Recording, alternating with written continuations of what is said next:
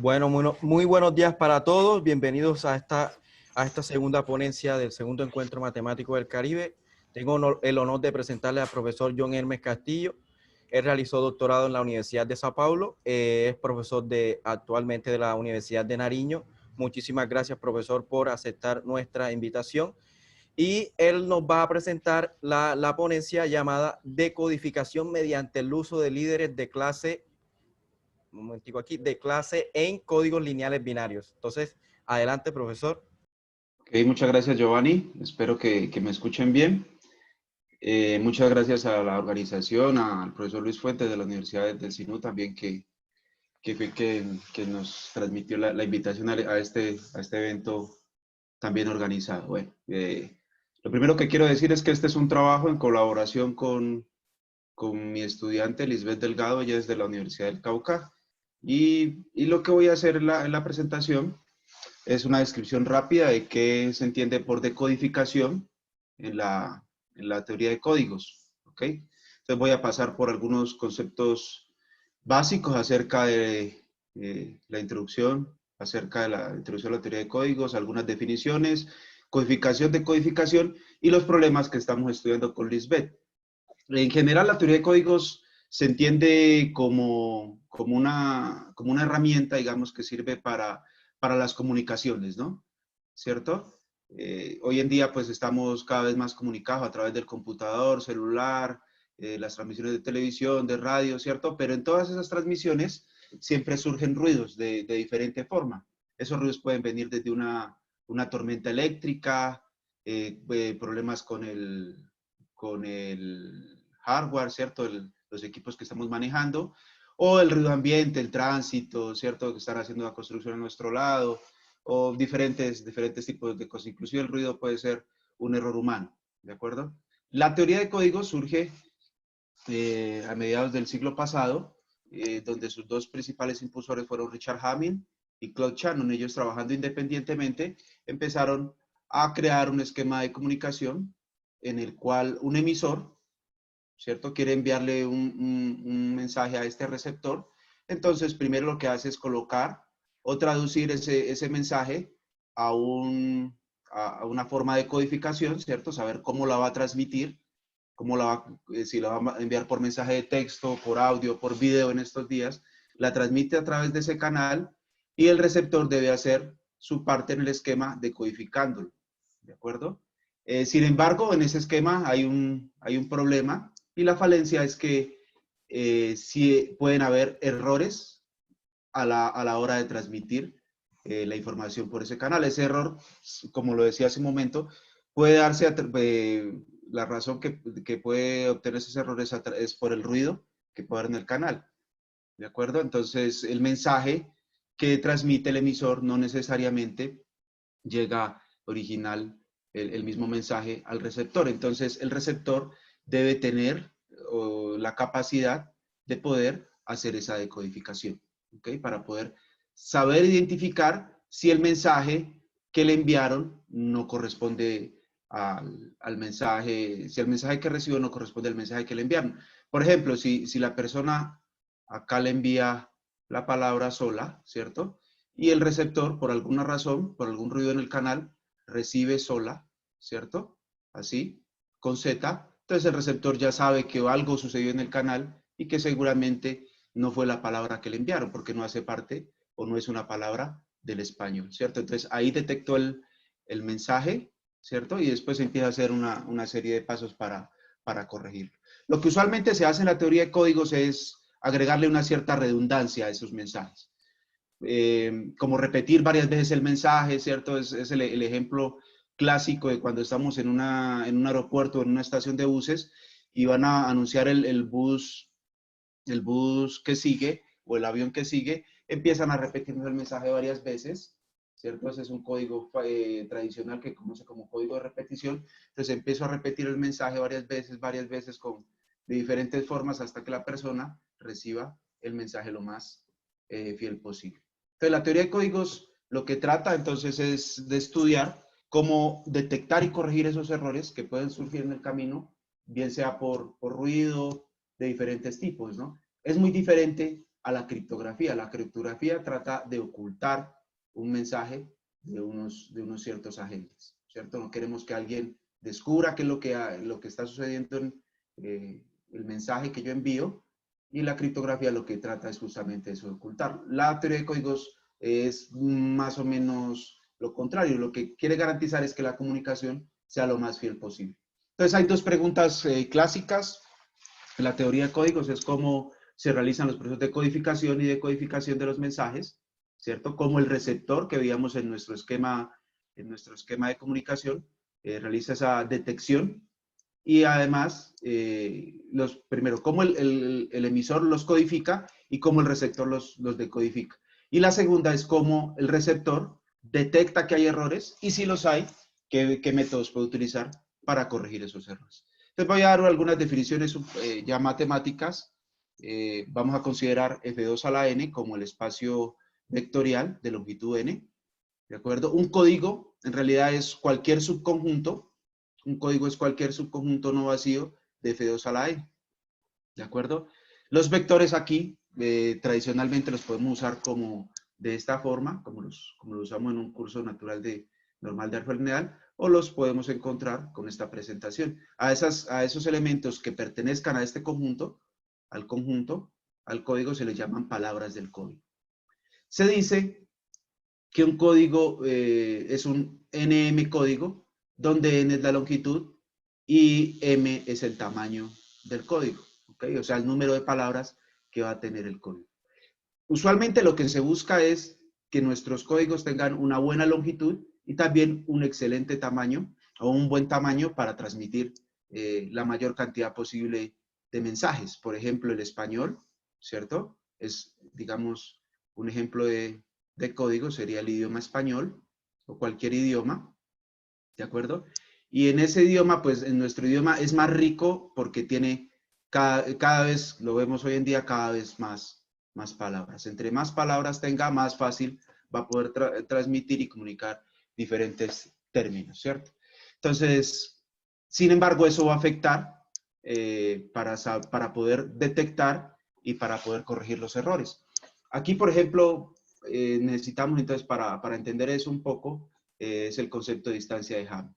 Dados dos vectores de F2 a la n, hago una aclaración. Muchas de las definiciones que voy a dar las estoy dando aquí en binarios, ¿de acuerdo? Pero muchas de ellas se aplican en realidad a cualquier cuerpo finito. Entonces, si tenemos dos vectores, vamos a definir la distancia de Hamming como el número de componentes en que esos dos vectores se diferencian.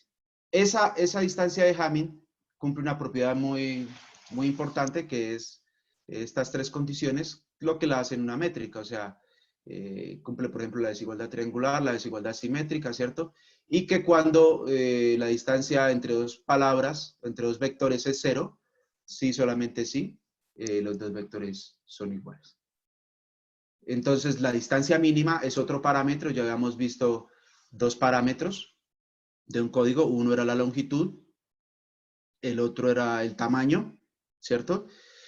Y vamos a incluir otro, que es el tercero, que es la distancia. Esa distancia mínima es el mínimo entre todas las distancias de las palabras del código, ¿de acuerdo? O sea, tomo dos palabras y calculo la distancia y hago esa operación sobre todos los elementos del código. Otra definición asociada es el peso de Hamming.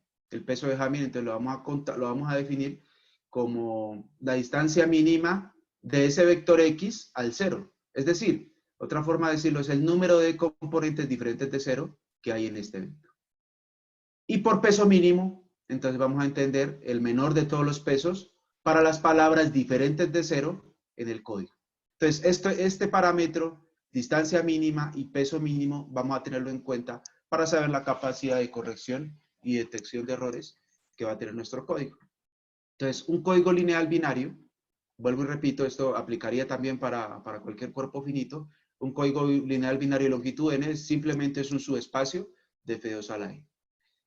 La ventaja, en principio, de que tengamos un subespacio radica en este teorema, que cuando tenemos un subespacio, decimos que si C es un código lineal binario, entonces la distancia de Hamming es igual al peso de Jano, ¿de acuerdo? Eso hace que si nuestro código tenga m palabras, entonces aquí en este lado para calcular la distancia mínima, tendríamos que calcular m tomados de 2, más o menos, ¿cierto?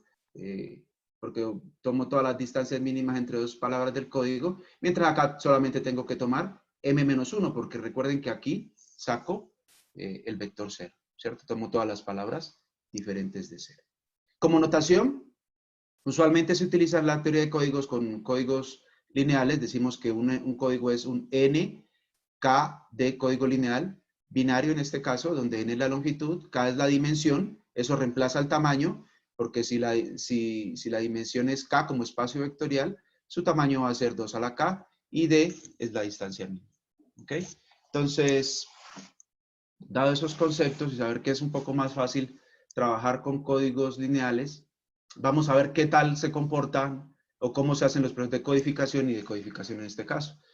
Como un código lineal, en el fondo es un espacio vectorial, vamos a tomar una matriz generadora para ese código. Esa matriz generadora simplemente consiste en una base para el espacio vectorial, ¿cierto? Donde las filas van a ser una base para el espacio vectorial. Y entonces vamos a poder caracterizar el código como el conjunto de todos los vectores que obtengo al multiplicar por la matriz ¿qué? Por la matriz generadora, ¿de acuerdo? De esa forma, en nuestro canal de comunicación la codificación se hace un poco fácil, se hace fácil. Consiste, yo quiero codificar este mensaje X, lo único que tengo que hacer es multiplicar por la matriz generadora. Vamos a ver cómo funciona ahora la parte de codificación. Entonces, para decodificar vamos a utilizar el concepto de código dual. El código dual de un código es simplemente el complemento ortogonal de ese código, que consiste en el conjunto de todos los vectores, ¿cierto? Que multiplicados a una palabra del código me da 0. ¿Okay? O sea, el conjunto de todos los vectores que son ortogonales a las palabras del código. Y una matriz de control de paridad simplemente consiste en una matriz generadora para este complemento ortogonal. ¿De acuerdo? Es claro que como vimos la definición de que un código lineal es un código lineal es un código que es un conjunto que es un espacio vectorial, entonces este también va a ser un código siguiendo esa definición, ¿cierto? Entonces podemos caracterizar de esa forma, otra forma de caracterizar los elementos que están en el código, van a ser todos los vectores que estén en el espacio F2 a la n, tales que multiplicados por la matriz de control de paridad me da 0, por la traspuesta a la matriz del control de paridad, ¿cierto? Entonces, nuestro proceso de codificación y de codificación que vimos allá en el esquema original, lo vamos a hacer así, lo vamos a representar de esa forma. O sea, tenemos un mensaje, queremos transmitir un mensaje, ese mensaje tiene K componentes, entonces para transmitirlo, lo que vamos a hacer es multiplicarlo por la matriz generadora, ¿cierto? Con eso enviamos a ese mensaje, lo enviamos al espacio F2 a la n, lo vuelvo una palabra del código, y para codificarlo, de cierta forma, lo que hacemos es simplemente multiplicar por la matriz de control de paridad. ¿De acuerdo? Pero aquí no hay una decodificación completa. Aquí únicamente lo que vamos a estar haciendo es detectar los errores. ¿Por qué? Porque cuando multipliquemos, bueno, yo en la definición la presenté de otra forma, tal vez lo escribí así, ¿cierto? Pero significa lo mismo. Entonces, o sea, cuando tomo la traspuesta de esta, obtengo esta, ¿no? Pero aquí lo que quiero decir es, cuando tengo este cálculo, lo que voy a saber es que si me da 0, entonces eso significa que este vector y, si da 0, eso significa que el y pertenece al código, mientras que si da diferente de 0, y no pertenece al código, ¿de acuerdo? ¿Recuerdan nuestro ejemplo con la palabra sola?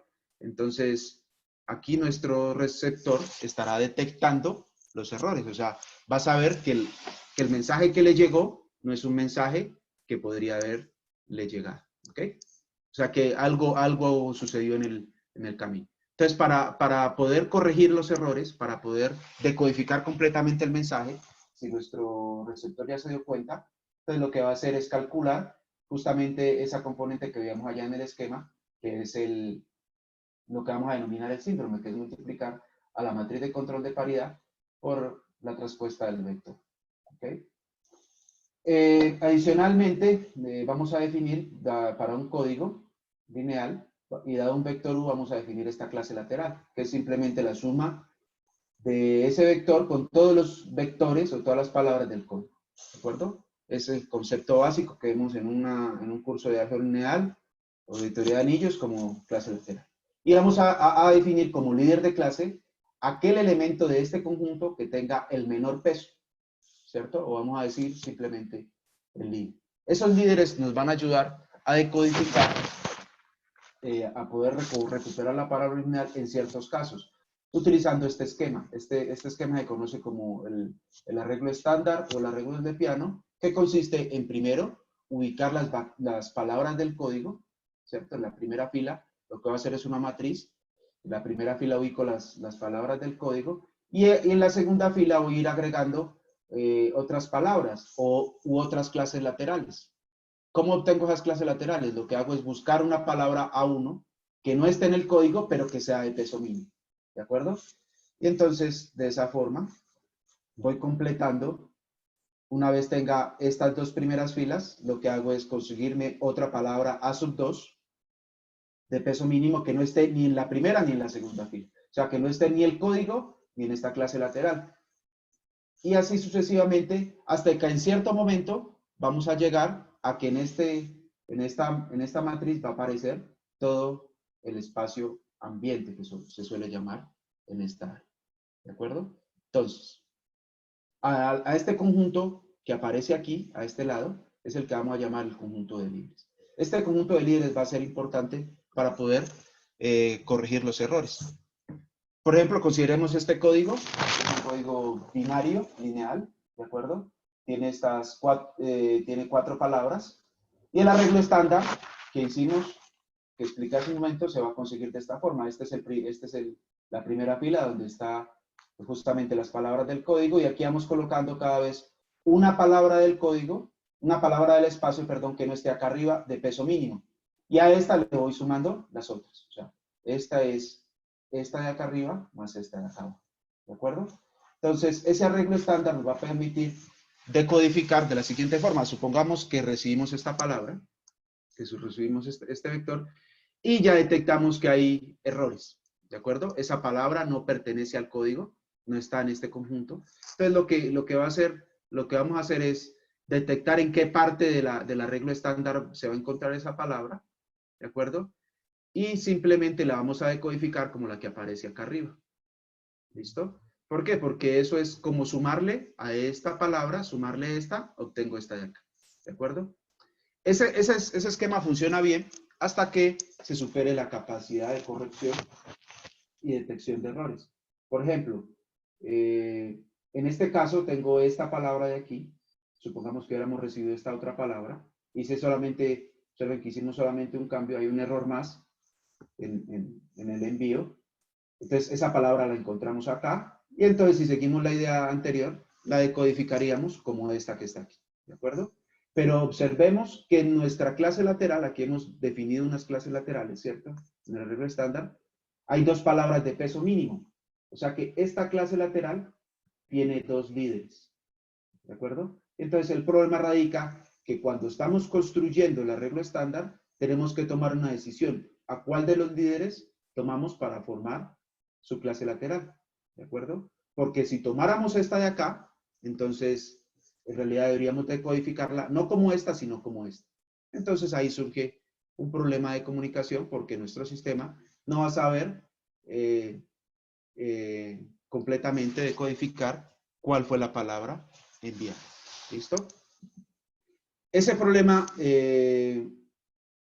computacionalmente, digamos que uno lo podría estudiar, ¿cierto?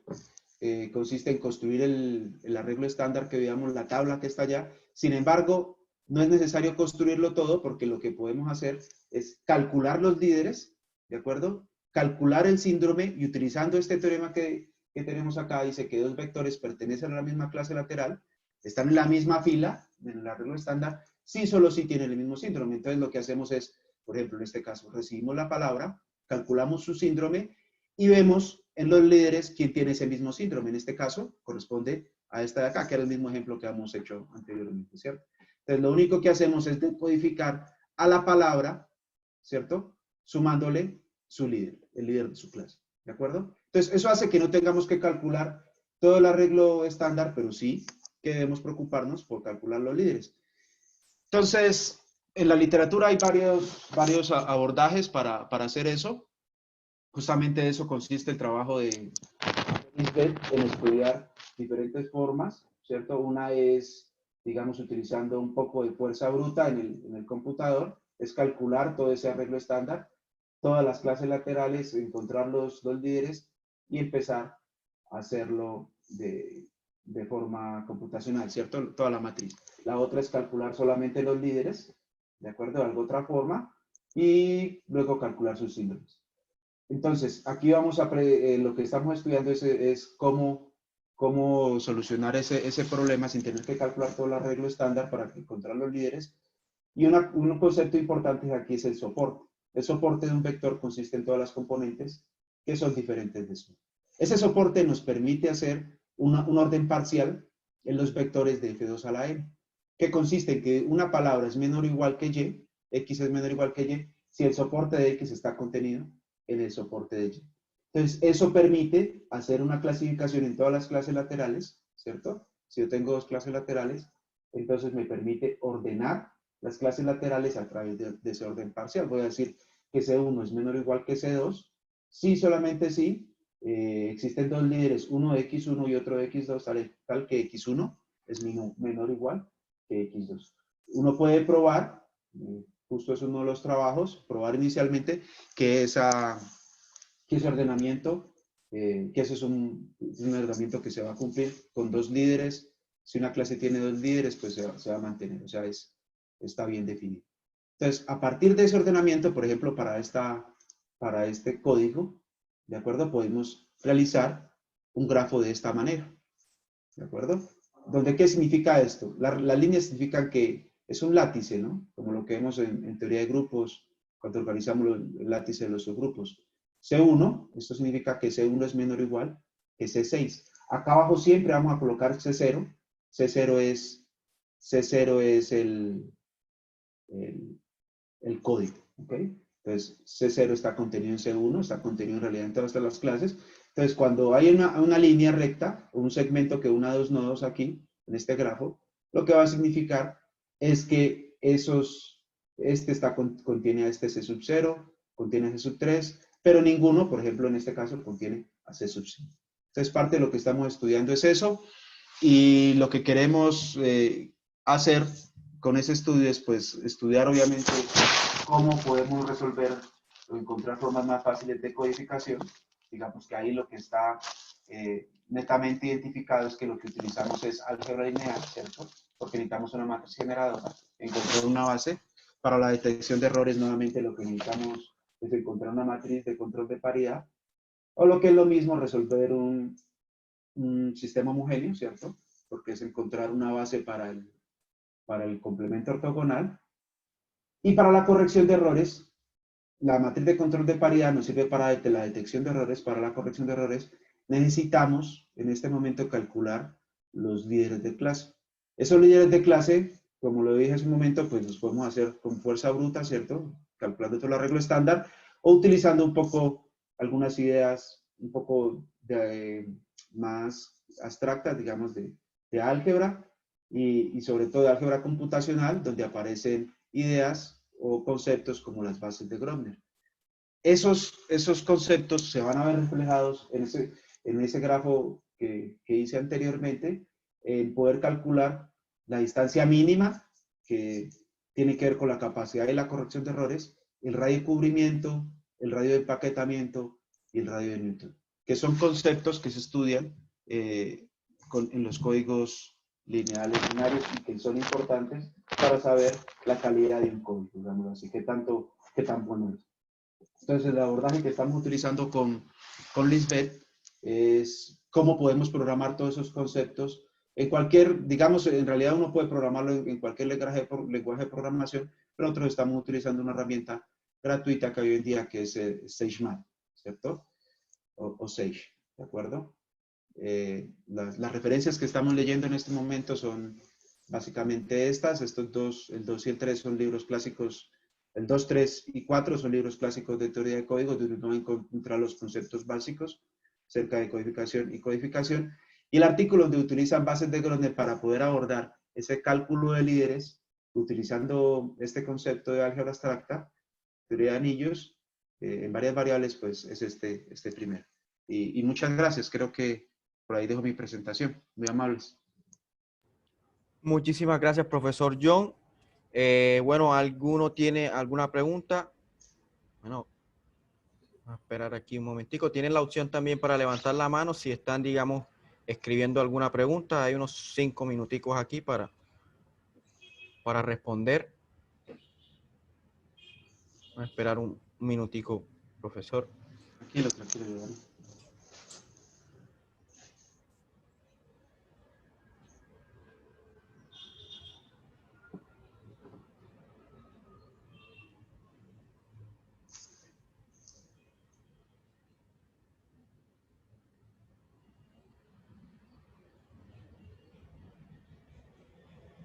Bueno, yo creo que no hay preguntas. Nuevamente, muchísimas gracias por su presentación, profesor John, y muchísimas Listo. gracias también a todos los asistentes. Perfecto, a ustedes. Muchas gracias por la invitación de nuevo, Giovanni, y a todos los asistentes por escucharme, ¿no? Bueno, Una profesor, oportunidad. muchísimas gracias. Bueno, Listo, hasta luego. hasta luego. Chao. Chao.